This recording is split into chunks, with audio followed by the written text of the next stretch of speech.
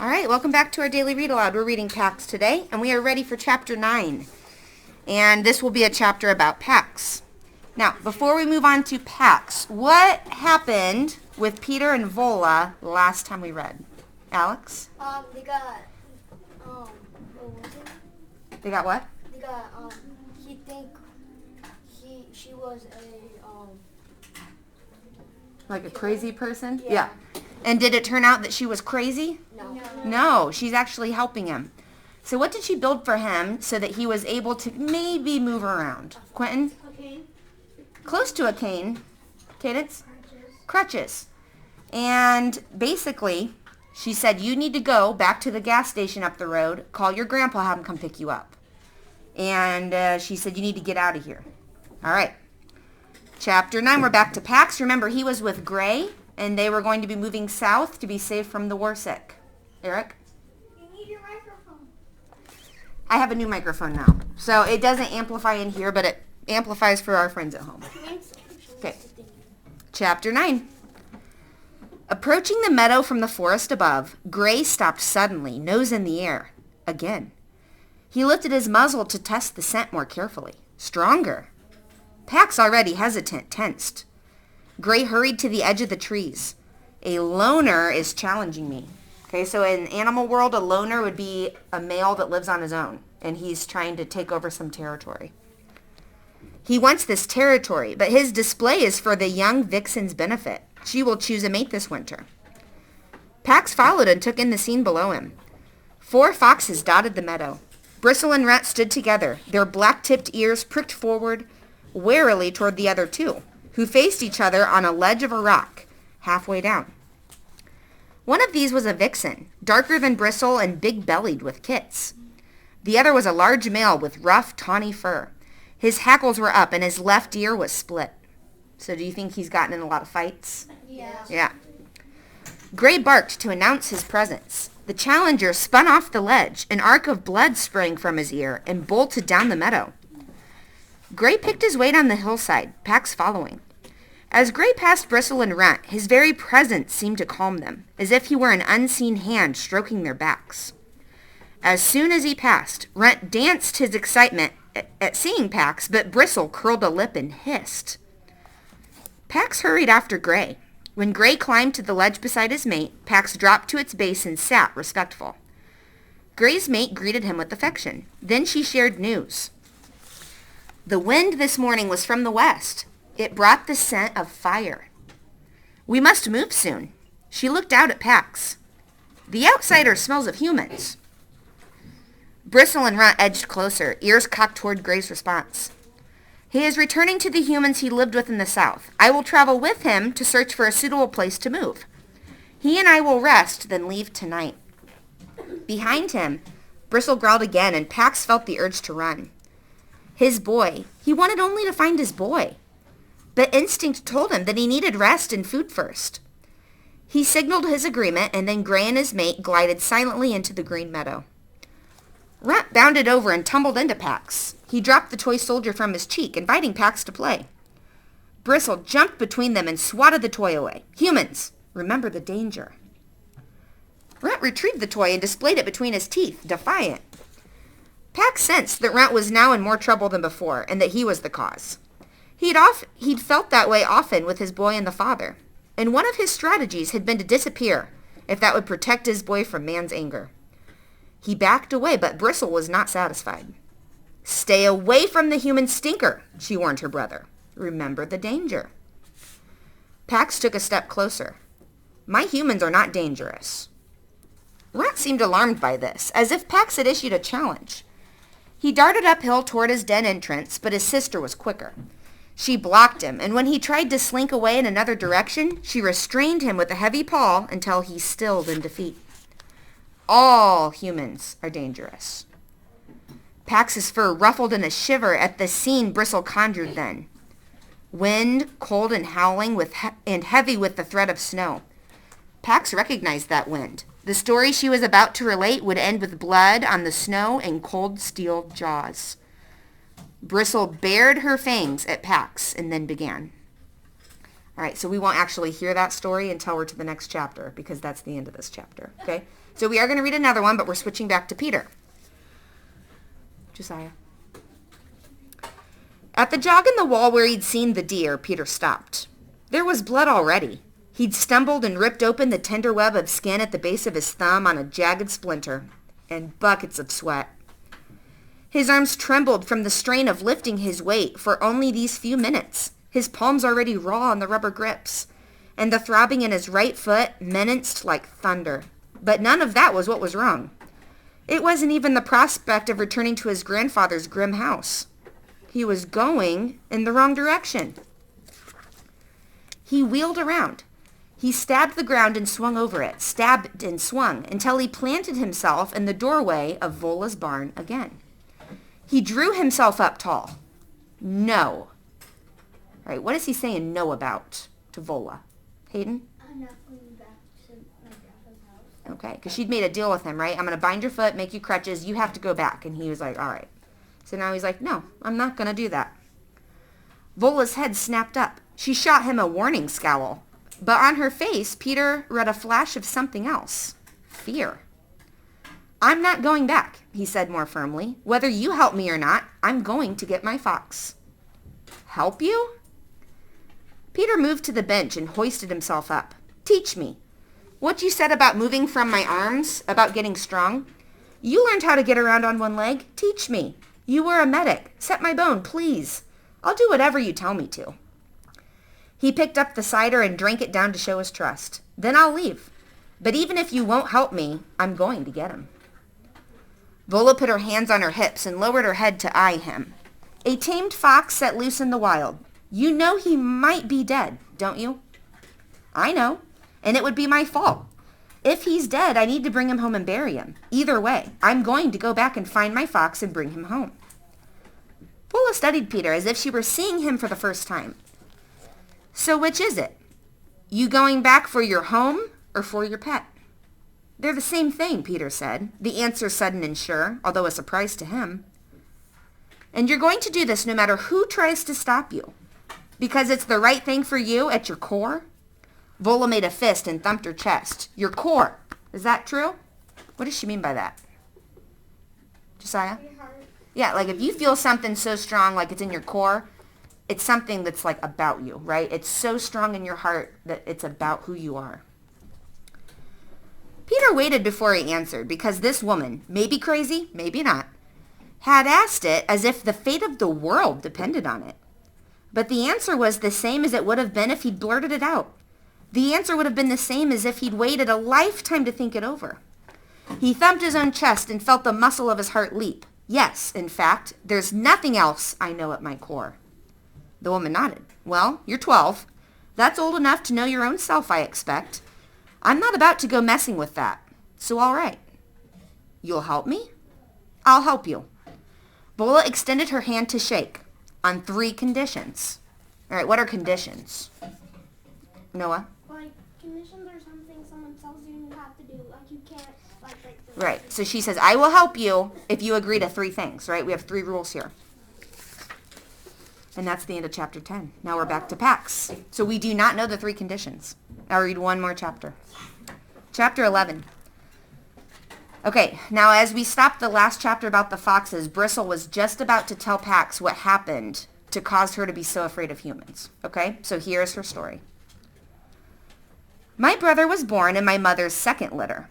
They came early in the season. Last year, spring came late. Snow fell and did not melt. The earth stayed frozen beneath it. I lived nearby. I helped hunt. All day long, our parents and I searched for food because the kids were always hungry, but there was never enough. 2 of his littermates died on the same day.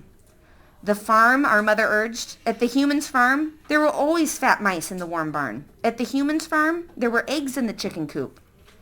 Our father would not risk it. When her 3rd kit grew too weak to stand, our mother defied him.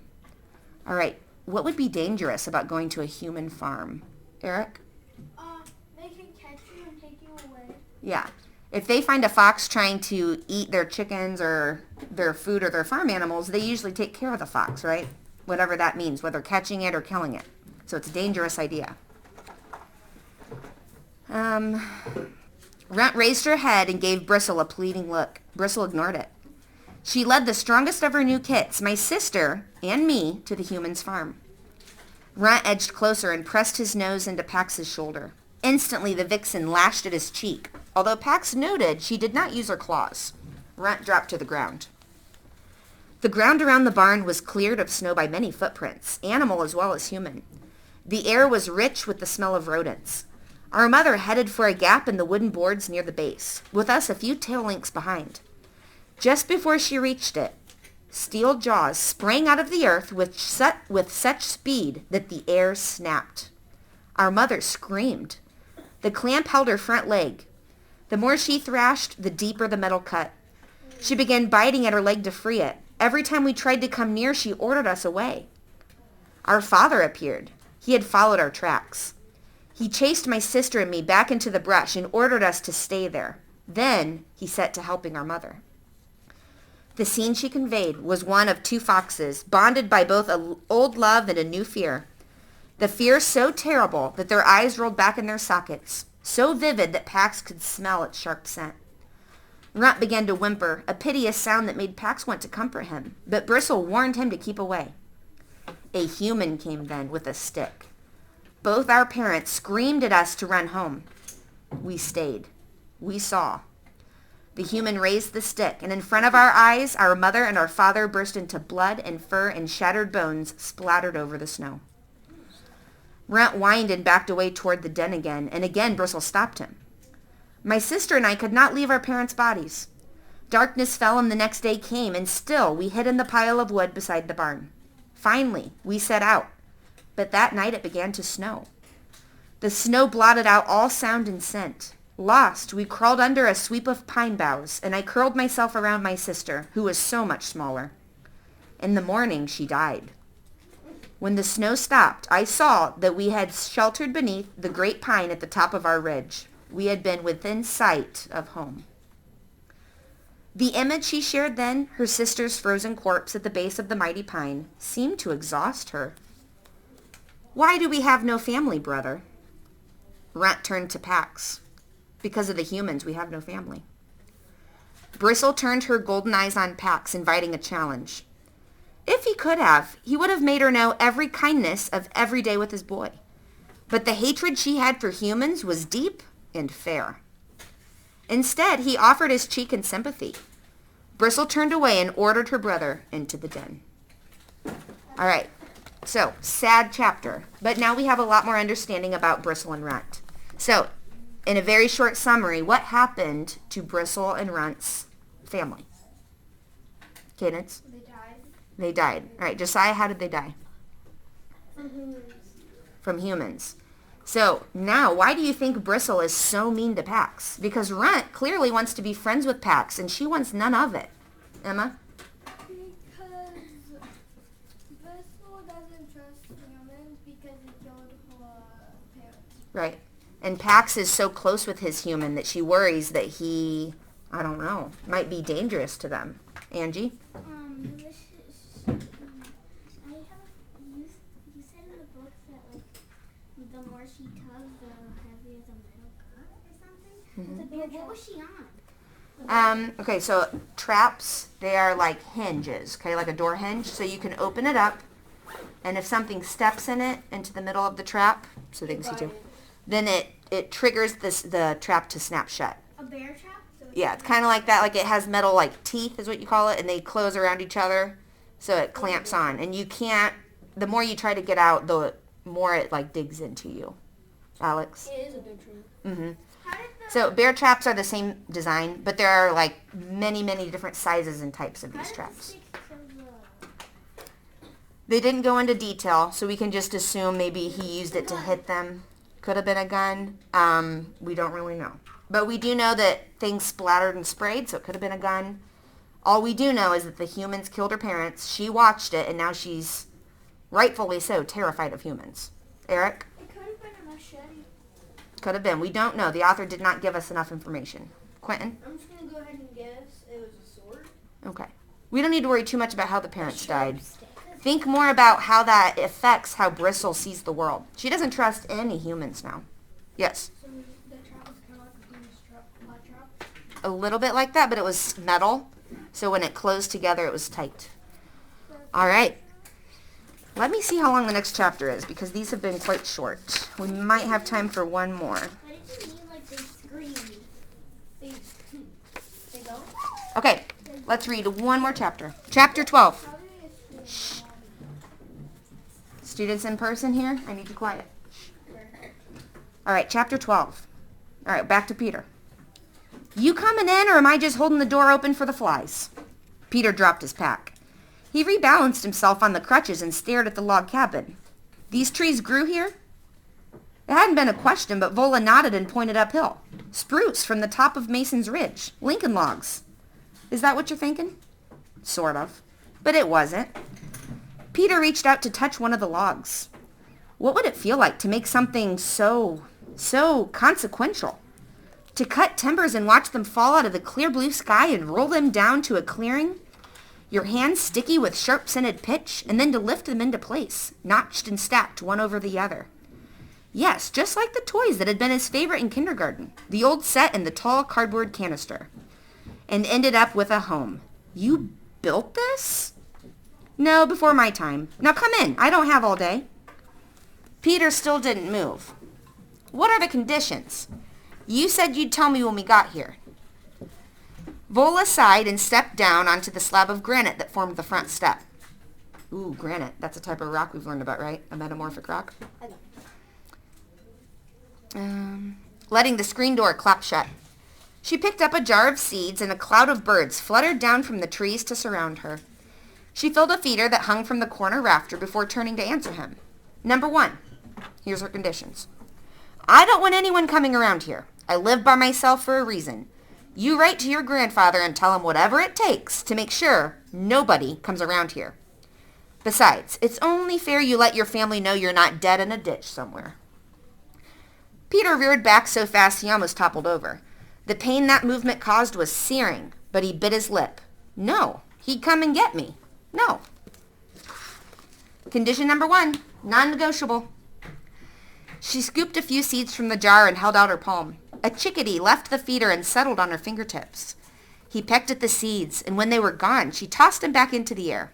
She turned back to Peter. Number 2. You're going to tell me why you're carrying that bracelet.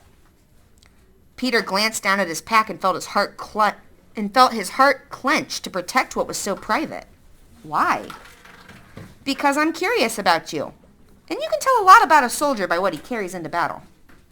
But I'm not a soldier. I'm just going home. Is that so? Because it sounds to me like you're headed off to fight for something in a place where there's a war. But have it your way. You're not a soldier. Condition 2 is still this. When I ask, you're going to tell me why you've brought that bracelet with you. Why that particular thing. The truth. That's the rule here. Agreed? Peter nodded. His right foot throbbed, his left leg ached from the extra burden, and his shirt was sweat-soaked from the exertion of hobbling the 100 yards around the barn. But he stood his ground. And number 3? You're going to help me with something. I see that look. Don't worry. It's just a project, needs a second person, that's all. But I'm not ready to tell you what it is yet. She picked up his backpack. Inside. It's time to get you off that foot, and I suspect you're hungry. Mr. Not exactly running away from home, no bat Peter. Suddenly, Peter was starving. Still, he hesitated. He pivoted to look at the hills, which the sun was lighting to smoky blue. Pax was out there. He was still so far away. Vola came up behind him. Peter sensed her raising a hand toward his shoulder and then letting it fall back. I know what you're thinking, she said, but you are not fit to go yet. So what did she know Peter was thinking? Alex? Going back to his To get the fox. So he's out there just looking at the woods, and she can tell. He knows he's not moving towards that fox, and he feels bad. But why can he not go yet? Angie? because of his leg. Yeah. He is not strong enough to walk on crutches. Raise your hand if you've ever had to use crutches. A few of you? So when you're using crutches, right at first, does it hurt really bad? Yeah, you're not used to it. So after you build up strength, which is what he's going to do with Vola at her house, then he'll be able to crutch around with more ease, okay?